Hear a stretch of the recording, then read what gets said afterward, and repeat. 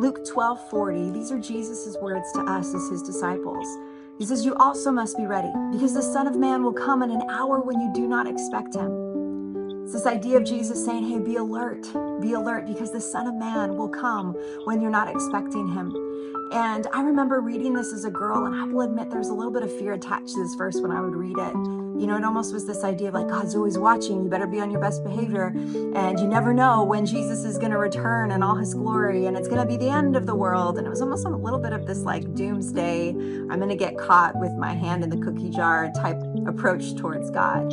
But as I've gotten older, I've been able to see that this is not a verse that should strike fear in my heart or anxiety, but one that should spark hope of promise fulfilled, that in my present and in the world that we're living in, that in so many ways is broken and filled with darkness, I can still have hope in the present because I know that Jesus will one day return in all his glory, that I know that he is true to his word, that he is faithful.